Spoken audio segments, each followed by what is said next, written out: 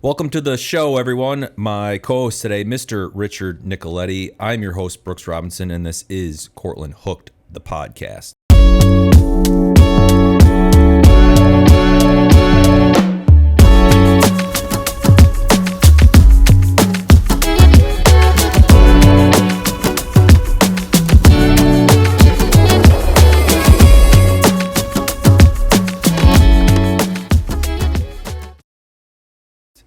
A couple weeks ago, we finished up, I believe, the third part of our multi-part How It's Made Fly Line series.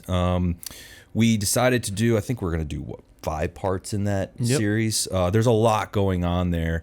And in doing so, we chatted after one of the episodes and we're like, let's do a How It's Made in and out on Braid.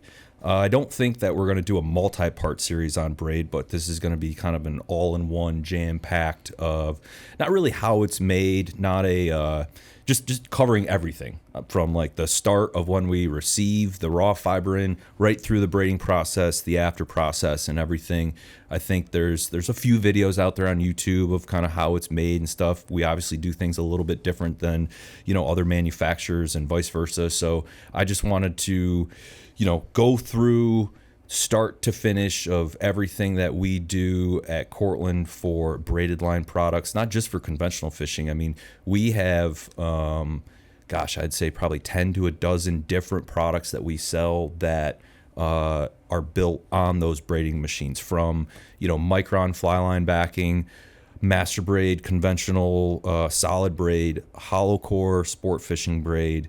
We make braided mono leader loops that you put on the end of a fly line in place of a welded loop. There's a ton of different items that we make, gel spun backing, Dacron for various types of fishing.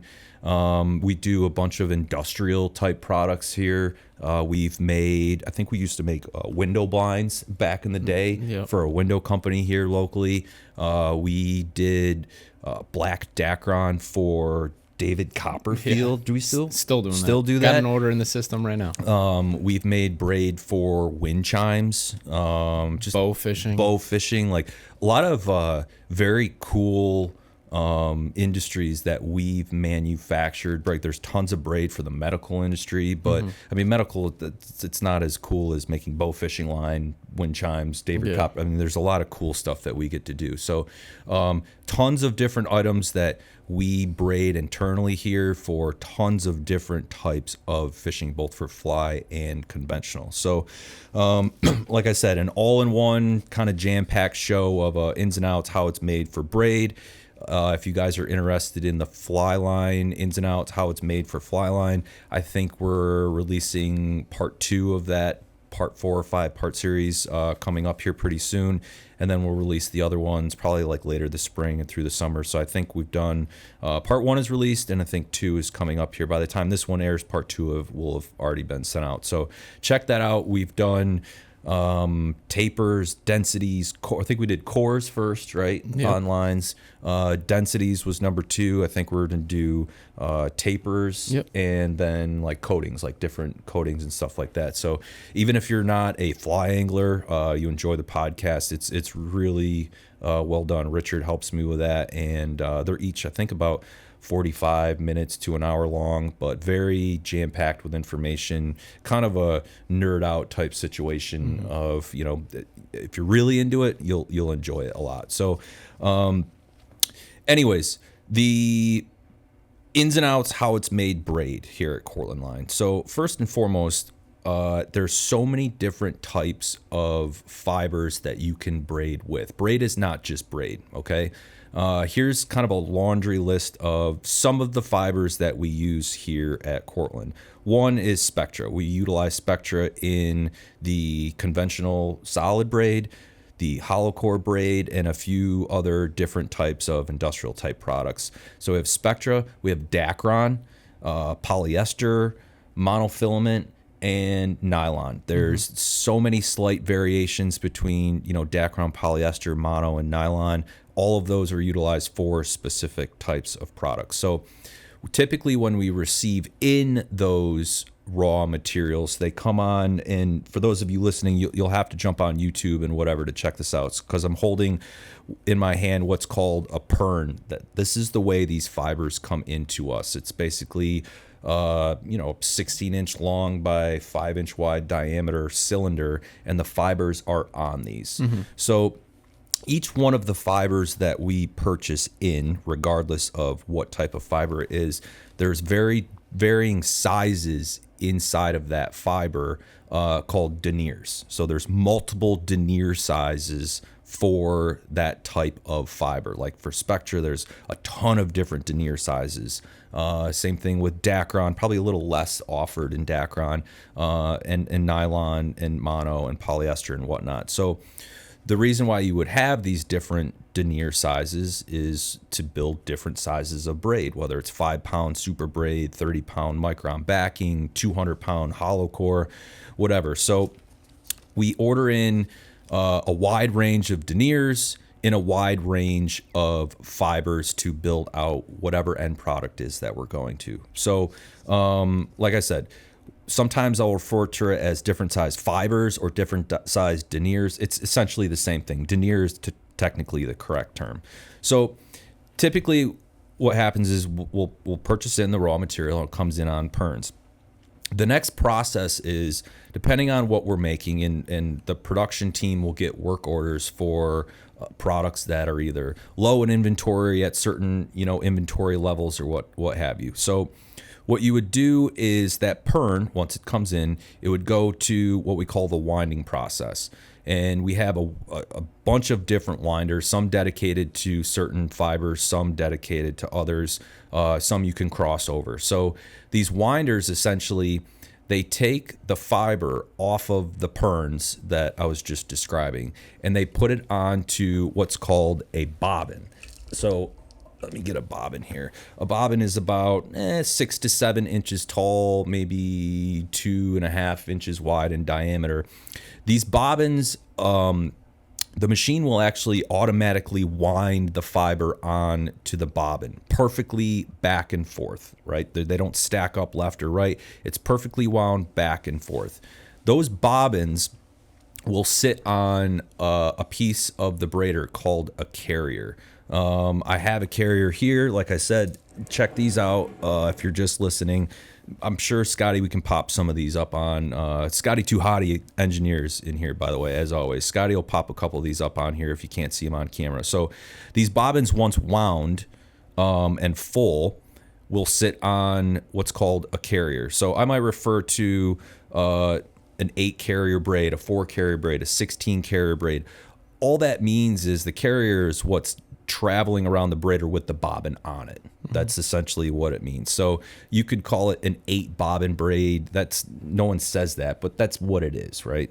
So what we'll do is we'll get these work orders in for production, and it will tell us, let's say, hey, something showed up and we need to make 80-pound master braid. So the production team will go grab a specific denier for 80-pound master braid, which is Spectra fiber, and they will wind 8 individual bobbins per braider of that denier and that fiber. And then they'll go over to the braiders and they'll load up each one of those braiders with 8 individual bobbins, and that's your 80-pound master braid. So, and those work orders pop up all the time. Like I said, it depends on what the product is that we need. They'll find those perns, they'll go over and wind those bobbins. So goes from a pern to the winding machine into the bobbins. Then after all these bobbins are made, it creates these giant bins for our production team to use. Each one of these bins is labeled. They'll hold anywhere from 50 to 100 individual bobbins, and that's what the braider mechanics will come and grab and use and load up the braiders. So in our facility, we have multiple rows of braiders, and those braiders are, although they can be altered back and forth to make different ones, we typically set up an entire bench or multiple benches, multiple rows for a specific product. Like if you go out in the middle aisle of our braiding department right now, you'll see the first 2 rows are 5-pound master braid, the second 2 rows are 8-pound, and so on and so on. So the braider mechanic will grab those totes filled with loaded up bobbins, go load up each one of those carriers that I was describing and start the braiding process. Now, the carriers, like I mentioned before, it's just a term that carries the bobbin around in the braiding process. We have braiders that utilize a 4-carrier braider, a 6-carrier, an 8-carrier, a 12, and a 16. We used to have, when I first started working here, is a 32-carrier braider. That was essentially dedicated just for like outdoor rope. They were loud. They're massive. That was doing what, paracord and it did paracord. I mean, outdoor rope, paracord essentially. Yeah. And those things were huge. They were massive. Mostly the fibers used on those were Dacron. And we no longer do that, just in the sense that there's not a really good business in it in terms of like the amount of influx of outdoor braid coming in from overseas. And the reason is the coatings that you need to put on or don't need to put on outdoor braid compared to like a conventional fishing line, they just aren't there. So, there's a lot of outdoor rope companies like overseas and stuff that can build decent outdoor rope, and you don't need to dial in the coating to make this thing cast really good or fight a tuna, right? So like it just wasn't a good business for Cortland to be in. Essentially, we had sold off those braiders, purchasing more of what I call like fishing braiders for smaller carriers, 4 through 16. So like I said, 4, 6, 8, 12, 16, 32, those are typically like your braider sizes. Now, what's unique is you can put 4 carriers on an 8. You can put 6 on a 12, 8 on a 16. It's like half of what that thing. So there's ways to tweak those braiders in themselves. And over the years of working here, and I know you've seen it as well too, is like there's ways that you can tweak braid to make it unique. Okay, and what I mean by that is you can tweak different denier sizes. You can make them smaller, larger, whatever. You can tweak the amount of carriers or bobbins that's on a braider. And then you can tweak the gears that are on that specific braider. And this is where the last few years of working on like the C12 hollow core, adding a couple new sizes of master braid, really refining the C16, and then there's a couple other product development things that we've been working on where I really understood what these gears do to a braid on the braider. So there's how many different combinations? I'd say there's probably 10 different combinations that I've tried personally. I think in some of the R&D that we've done for some of the products we offer now, some of the products that we offer in the future, we've gotten up to like 8 or 9 renditions. And essentially what we're trying to do is find like the perfect gear ratio for that denier for that carrier. So what we'll do is we'll start with a gear ratio of what we think the braid's going to be at. Braid it, look at the picks per inch, pull it on the Instron, and start to build this spreadsheet out of, here's how many picks per inch it is, here's the diameter, and here's what it breaks at. And then we'll start to tweak the gears and build out this spreadsheet. And what I found is that when you're building certain products, there's not always the same gear works for all these different deniers to make this really nice product, right? There's always a couple gears that work better for something and don't work better for others. So in these gears, what it's doing essentially is on the braiders, these braiders, I think they go over 2 and under 1. That's kind of the travel path that they take. There's a take-up spool on top. So as these braiders are crisscrossing essentially back and forth on the bottom, there's a spool above the braiders that's constantly moving and sucking in the braid finished as it's being braided. So these gears, what you can do is you can tweak the speed of the take-up spool, and you can tweak the speed slightly of the braiders themselves. And what that does is it allows you to alter the picks per inch and the actual braid itself. So essentially, if I have a take-up spool, for example, if I put a gear on there that spins that take-up spool a little bit quicker, that braid will actually have less of a pick count. If I put a gear on there that slows that take-up spool, that braid will have a higher pick count. Okay, and by picks, I mean how many times that individual denier crosses itself in a given inch. So, you might see some reference to like our packaging or other brands out there that it says like picks per inch. All that means is how many times that individual denier crosses itself in a given inch. And probably the most recognized would be suffix 832. Sure. So, essentially, it's an 8 carrier braid, 32 picks per inch, exactly. Yeah. Or like Berkeley X9. Now, what that is like, how do they have a 9 carrier braider? And I can't speak for them, but typically what it means is that there is an individual fiber inside of that braid. So I know this from some of the things that we've done in the past for like outdoor rope. When you have a 32 carrier braider, you almost need a core inside of that to keep it nice and round. Mm-hmm. So typically when you have those odd numbers, it means that there is an individual fiber or a core inside of that braid. It doesn't necessarily add much to the overall break strength, doesn't really deter or detract from like the individual diameter.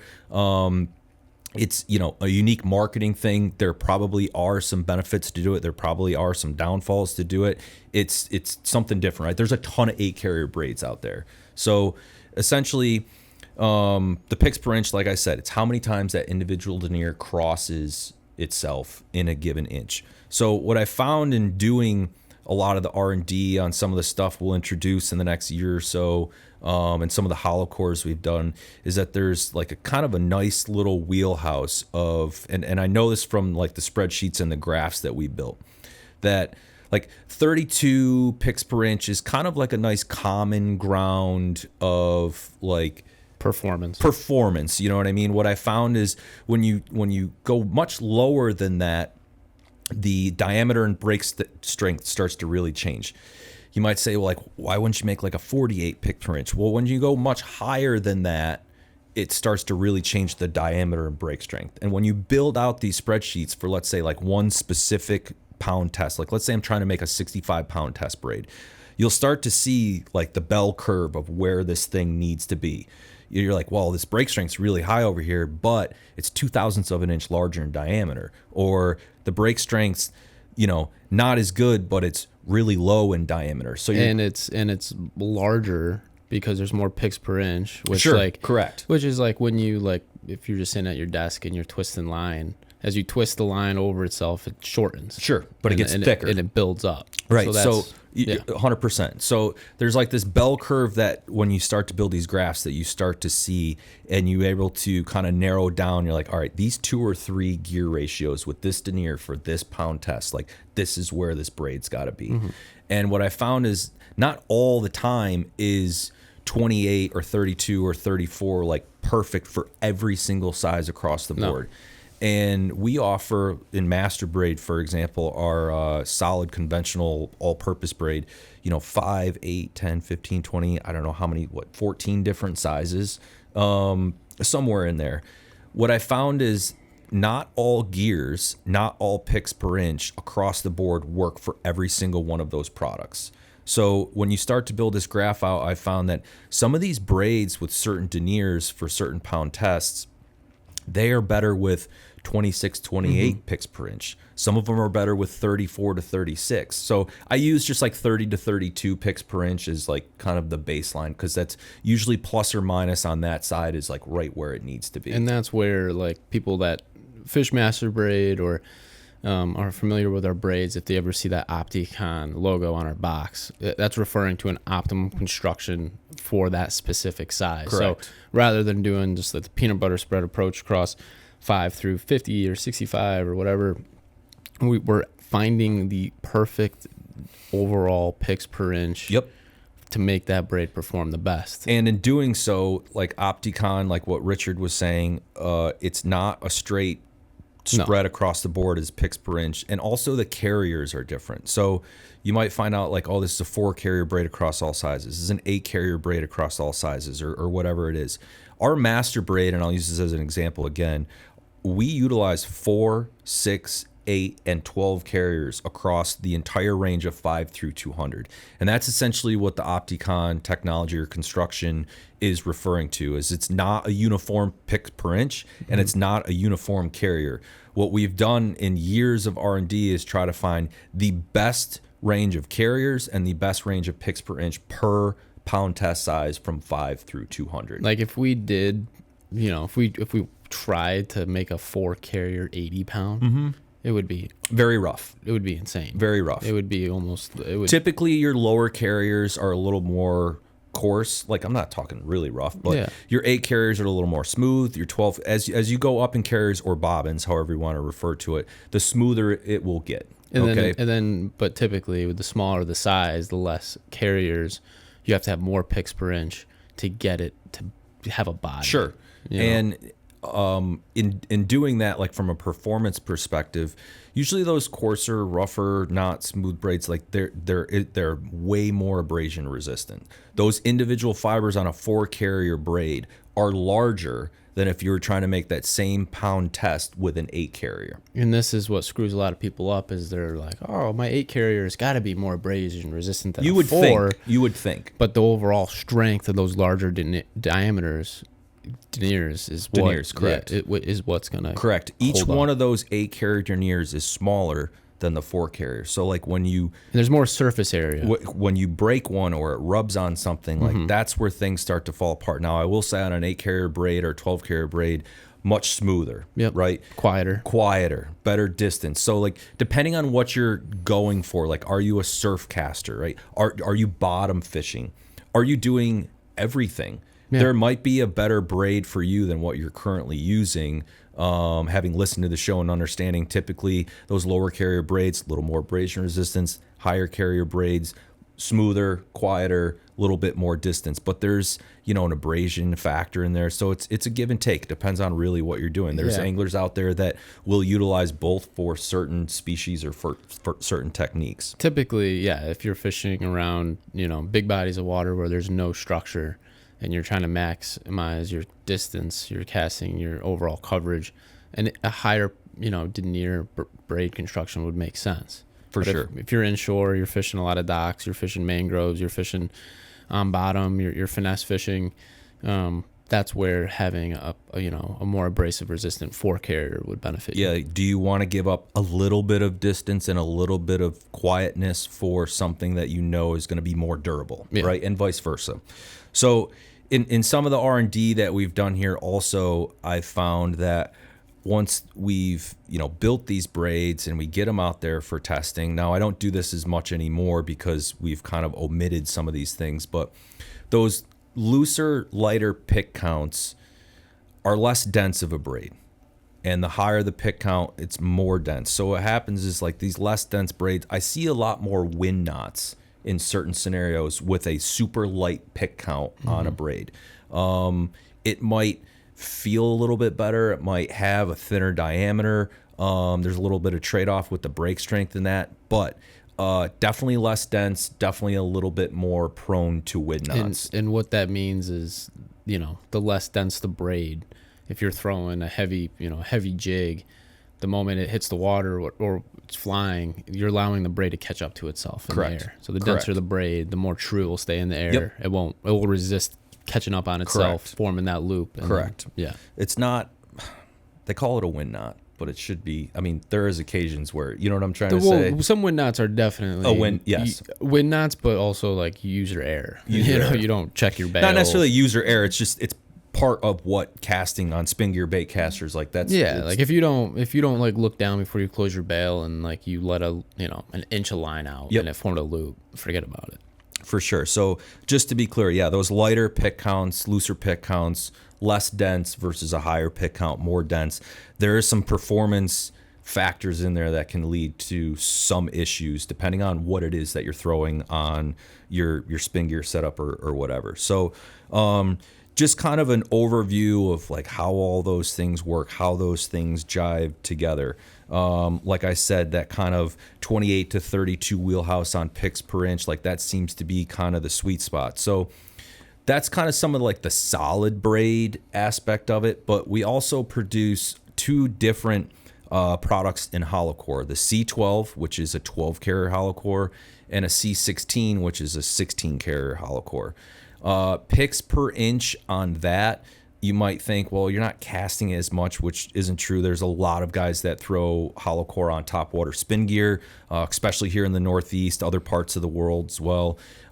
Having the perfect balance between a really high pick count hollow core that allows you to splice easily without the needle popping out or mono or fluoro popping out. Also having that high density factor for eliminating wind knots versus having a super loose pick count that is much easier to splice. It's prone to losing the mono or fluoro splice inside of it, and also being super limp and having the possibility of wind knotting when casting. So But just to like kind of help people that don't know what hollow core is, it's like it's exactly what it sounds like. You know, when you think of a solid braid, it's dense, it's solid. You can't, you know, the fibers are bind together in like one single strand. Sure. You know, once it's done. Which hollow core does look like under tension. Yeah. When it's under tension, you're like, that looks like braid. Hollow core is like the classic, you know, straw effect. Yeah, You finger know, trap, finger puzzle, right? trap, That's straw, that's yeah. what we always use. So like under extreme tension, it looks like one solid piece of braid. It's really nice, uniform. When it's relaxed, you can push it up against itself and actually open it up. And when you open it up, that's the idea behind it, is that you can insert a mono, fluoro, leader, top shot, whatever you want inside of it. So typically, like, our braiders are very unique at Cortland, in the sense that, like, the way we make hollow core and our hollow core products are very well received around the world in the market is because the way our braiders are set up. And some of that is proprietary. It's how we can make a high pick count but very spliceable hollow core product. Typically, a lot of the other hollow cores that are out there, they kind of don't have as much customization as we do here. Like, we have a full on fabricating maintenance department that we can tweak and change things to. So this was actually done well before I started working here 13 years ago, but they had figured out how to build a high pick count but still make a really nice hollow core braid that would accept a needle or a top shot or what have you. So the hollow core stuff, although it's kind of the complete opposite of what you would think as far as the solid braid, there are some similarities kind of between the two. So long and short of it, pern to the winder to the bobbin, braider mechanic loads up those individual braiders, again, depending on what it is we're trying to make, whether it's a 4 carrier, a 6, an 8, a 12, a 16 carrier. You have all those different deniers that you can choose from. You have all those different gears. There's I don't know how many variations there are that we have, but it's well over 100, you know, when you factor in all those different fibers, deniers, gears, carriers, and whatnot. So then you end up with a braid, right? That take-up spool that I was talking about earlier is essentially, it's done. It's loaded up. And we typically try to braid to a little over 5,000 yards, right? Never want to be under, because we sell a 5,000 yard length. It's always okay to be a little bit over. Customers always getting a little bit more. So then you end up with a braid. And a lot of people think like, all right, there, it's done. It probably goes and gets a label and goes onto the shelf. Well, it still needs to be processed. And right now I think we sell 5 or 6 different colors in master braid, 7 or 9 different colors in micron, a few in hollow core. Like the color scheme for each individual product line is very wide. So it needs to get processed. Not only does the processing of adding color take place, but we also add a proprietary technology called what we call fiber tech. So raw braid, especially like a Spectra fiber, and I'll use master braid for an example. Raw braid it's very limp.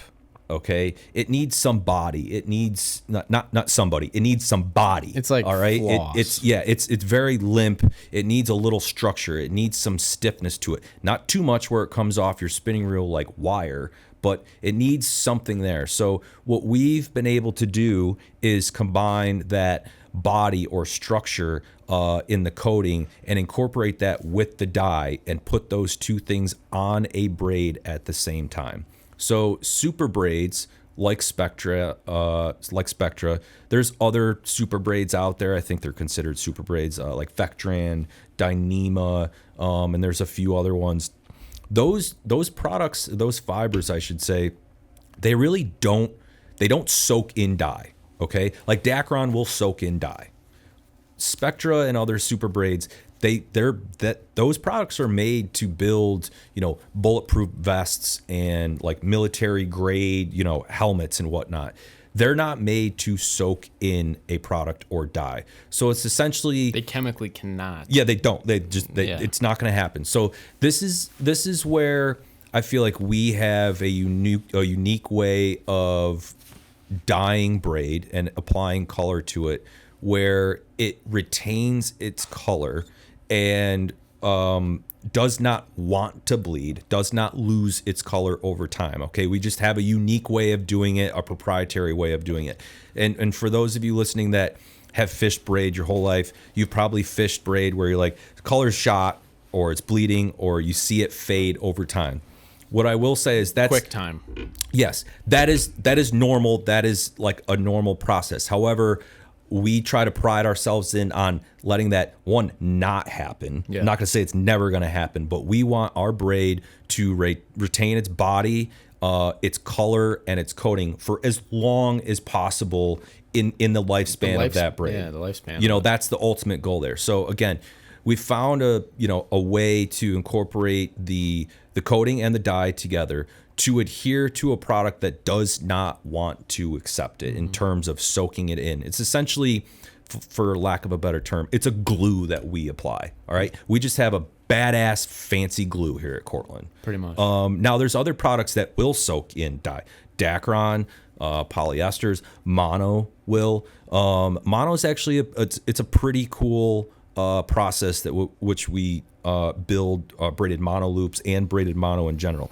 Mono that we use for this is just like the mono that you would buy in the store, except that each individual mono size is much smaller. You're talking 1 pound, 1.5, 2 pound test mono fibers on each one of these bobbins. We'll load up these bobbins with, like I said, 1/2 pound, 1 pound, 2 pound mono in a 6, 8, 12 carrier braider, what have you, and braid that actual mono. What you end up with is a braided mono that we use for braided leader loops for fly fishing, braided mono for shooting lines, running lines for fly fishing. Those products will accept dye. Polyesters, nylons, Dacrons will accept dye. So there's, and there are some braids out there, I will say, the super braids that are, I think they come pre-dyed. That's not what we do. Those products that come pre-dyed, they have a particular coating on them that they are what they are when they receive them in. I would prefer our raw braid the way we get it because I know what we're applying to it. I know it's tried and true. I know that we can tweak and perfect it if we need to. And in the dyeing process or the fiber tech process, we actually have, I'd say, 4 to 6 different concentration levels. So what I like about the way that we do it as far as purchasing non-pre-dyed raw fiber in is we can alter to make each one of those braids very consistent, whether it's 5 pound or through 200, right? Through different concentration levels. And what I mean by this is that if I'd have a 5 pound braid that I'm dyeing, let's just say blue, for example, that concentration of fiber tech is not going to be able to jive and work on 200 pound test. You're talking a 4 carrier Spectra fiber versus a 12 carrier Spectra fiber. The picks per inch are different. The deniers are different. The way it adheres is different. So what we usually do is we'll alter these concentrations so that our braid is all consistent across all sizes, but with, I think, 4 to 6 different concentration levels of fiber tech and dye. So a ton of stuff going on there in terms of how we make braid. I'm trying to think what else as far as like the processes that I hadn't gone over. I think you covered the process pretty well. I think for us, having a consistent feel across all sizes is what we really pride ourselves on. You know, like having, and for Master Braid, in just retrospect, like it's a relatively soft finished product. But it stays. So like what you're trying to say is, I think we use a quote. It's like consistently performs cast after cast, right? So some braids out there, and I've used a ton of different braids like over the years to test them and try them, is like they're very stiff out of the gate, right? But then they break in and they're a little bit better. Or they're really nice out of the gate, then they get too limp and start getting wind knots. Master Braid, what I found is what you get when you purchase it on day one and what you have on day 67 is essentially the same product, right? And a lot has to do with the opti construction, right? And then the fiber tech at which we do that. And the quality spectra. The quality, the raw material at which you build a braid with from the start is essential to having a high quality braid. Yeah. We could get in cheaper fibers and make a less expensive braid. In the long run, that is a product that will not last versus master braid. Mm-hmm. Won't plain have simple. the same abrasion resistance, correct, longevity, the whole 9 yards. Probably along the line, this is before I got here, the way that we have a proprietary fiber tech and dye concentration is very specific to spectra, right? We found a way where that will jive with that and last the absolute longest that it possibly can. So after that process, goes through the braid department, goes through, I think we call that the waterproofing department, actually. It would come to the put-up department. Okay, the put-up department is where we essentially label things, shrink wrap it, or we break it down. So we offer, in master braid specifically, 150, 300 yarders, 1,500 yarders, 3,500 yarders, and 5,000 yarders. So if we have a short, so we do something unique in our braiding processes where we will not splice in a new denier if there is a faulty denier, right? And show them how that might happen and how we protect that from happening in your braid. So you're getting a pure construction. So essentially, if one of these deniers on a bobbin were to break over the weekend, overnight, sure, during the day, there's things that can happen. Something gets tight, a spring or something isn't oiled properly, and it breaks. What you could do that we don't do is take a full bobbin or an almost full bobbin at that point and re-splice that in. You would take the old one that broke, take it off, put the new one on, string up the new denier, wrap it around the backside, essentially wrap it around the backside, and start that braider up. And it will braid in that new fiber, and then you would pull the tag end really close to the braid and snip it. Now, you wouldn't be able to see that. And buried in your 150, 300 yarder, 5,000 yarder, you really wouldn't be able to see that unless you were splicing it and you hit that one spot. And even then, you could probably get away with it. So what will happen sometimes, and I don't know, there are brands out there that really do it. You could have a bobbin that runs out. What we have on these carriers are these really like fine-tuned springs where if something happens with that denier, it immediately stops the machine and they'll know exactly which spring popped and what's going on. What we do is we cut that braid down. That braid on the take-up spool, it is what it is. It could be 800 yards, could be 15, it could be 4,900 yards. Yep. But that's what it is. We will process that braid and break it down into the closest put-ups. Essentially what I'm saying is like you're going to receive a braid that is not spliced and does not have a funky weak spot in there. Nope. Now, if you averaged out where those bobbins break and how to splice it in, you might not notice that over time. But on hollow core specifically where you're splicing it, you could bump into those sections and really have an issue there. Or set the hook bass fishing. Now, if it's done really, really well, you probably wouldn't notice it and it may not affect. But the fact that we just don't do it and we can completely omit that process and just know that the braid that we put on the shelf and that we send out of here is to its absolute purest form. And I think that's essentially what we're saying about like the way we braid. And I can't say this for other brands because I don't work there and I don't understand their department, but I know the items that we ship out of here in terms of our braided line products, both for Micron, for braided mono, C16 master braid, whatever it is, David Copperfield, like our products that we ship and the customers' products that they receive are to the purest levels. One in the raw fiber and spectra, one in the raw in the optimum construction. We also omit a process called heat stretching. We do a process called heat setting where we can set that dye and that glue. fiber tech or that glue on there. Heat stretching, essentially, like super braids, I think they have, what, a 2 to 3% elongation to failure. Not much. Not much. And you could take braid in your hand, wrap it around both hands and try to pull it, and you'd be like, this thing doesn't stretch. It's like 2%. You can elongate your yields, and this is something that we don't do, and I'll explain why. You could essentially braid to, I don't know, 4,700 yards, right? And then heat stretch it to 5,000. Essentially, you're saving yourself 300 yards of braiding. You add up 300 yards per 5,000 yard spool that goes out of this place. For millions. It's a lot of braid, right? Yep. But what happens is you break down the integrity of that product. Before it's even fished. Before it's even fished. And this is what I meant by the purest form of when it leads here. So when you heat stretch, you're essentially elongating that yield, okay?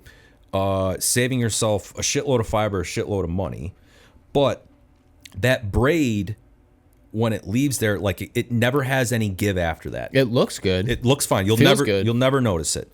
But it doesn't have the body and integrity that it could have if you did not apply that process to. So, there's times where you go around a dock pillar, you go around a lobster buoy, you go around, right? There's things that happen in a fishing scenario where you're like, oh shit, this is gonna break. All right. And having that integrity and that basically pure braid, it gives you a slight bit of forgiveness in the fishing process that allows you to catch a fish that you had no business catching with. Okay. In long term, it does allow that braid to maintain and be exactly what it was since the day you bought it until, what I consider a normal lifespan of braid, right? The heat stretching process, basically, you just degraded every, muscle that fiber had in it, essentially, right? I'm trying to find the words maxed here. It out. You maxed it out. There's nothing left for that braid to give if it needed to do that, right? So, and that's when it shows itself at the worst possible, of course, situation. And honestly, I think the heat stretching process, yes, it like deteriorates like the entire braid to some degree, but I think it finds those weak spots and magnifies them. It could. And then that's when you have guys that they're like, man, my braid broke 30 feet off my cast, or it broke randomly here, and they have it wasn't their knot. It wasn't, there's no explanation for it. It could have been stressed from a scenario where that heat stretching is just magnifying that little defect in it. And I feel like that drives people crazy. Well, broken braid does, yeah. With a $20, $30 lure. For sure. So a wide range of unique things that we do here, and I think we have some videos online or YouTube of kind of like essentially how it's made, and there are some videos of our braid department out there.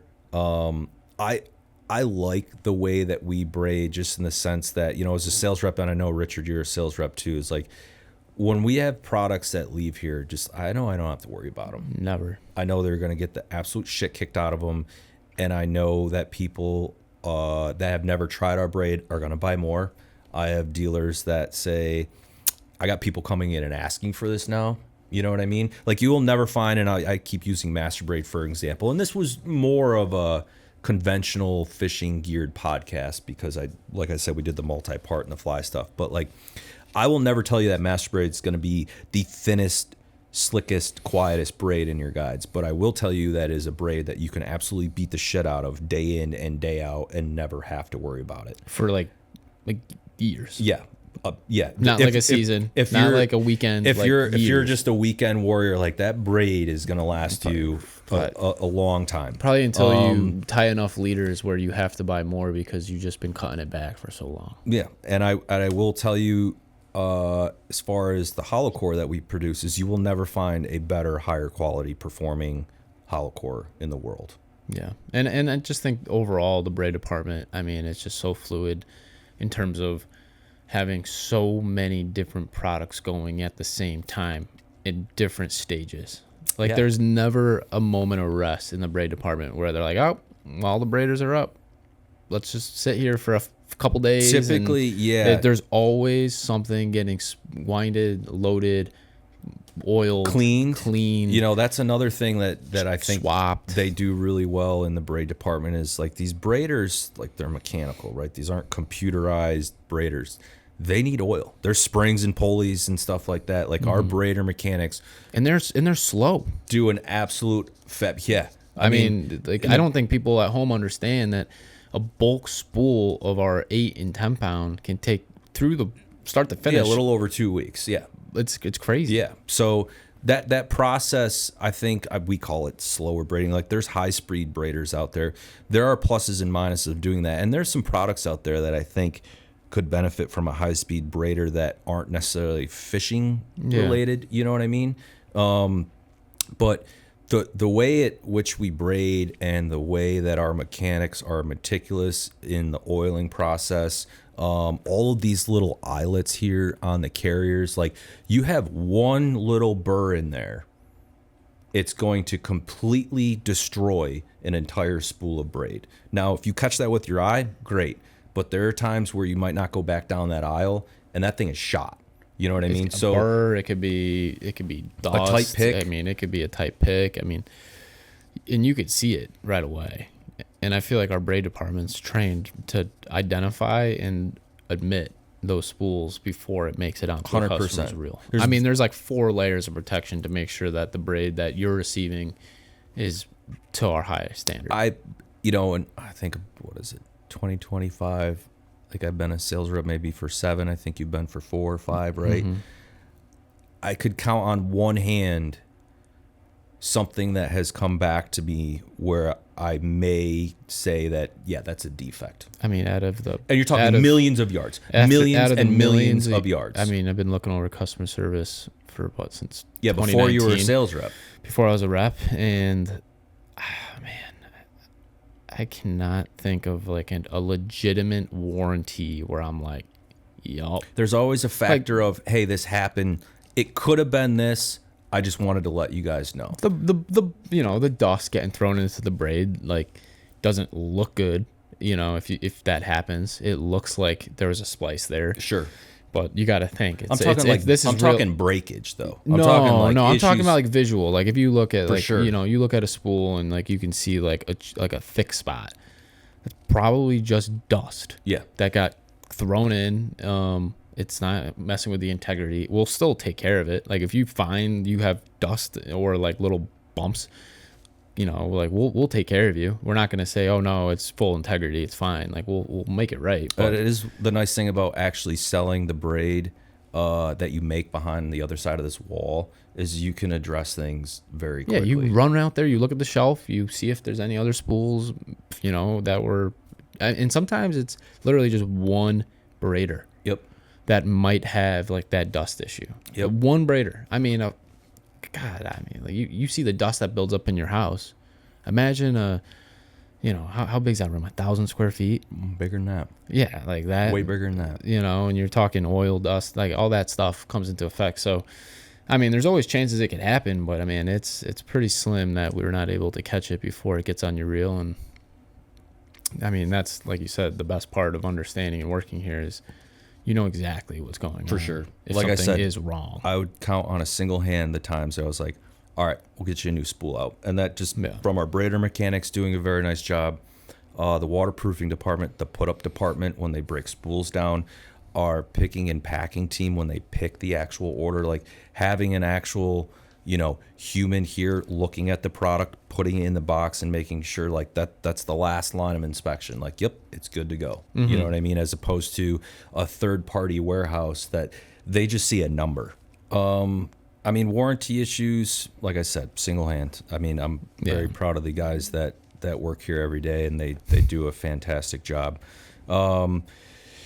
I mean, that's really it. Like it's a unique process. I enjoy the braiding process. I enjoy being a sales rep for Braid. I enjoy working with the team here for R&D to make new braid. There's definitely a lot of room for growth here with some new additional products that are coming down the pipeline. I think there's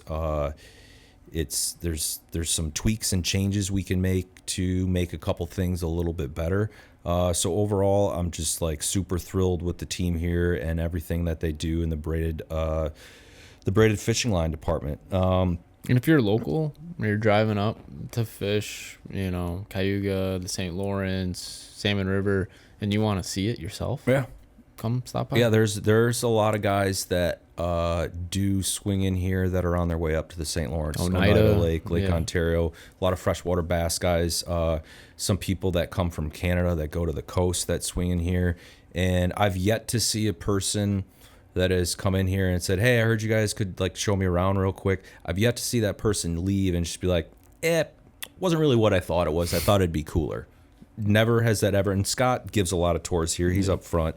I mean, I'd never had a person leave here that was just like, I thought there'd be more. I've never had a person go in that braiding room and not have their jaw drop. No.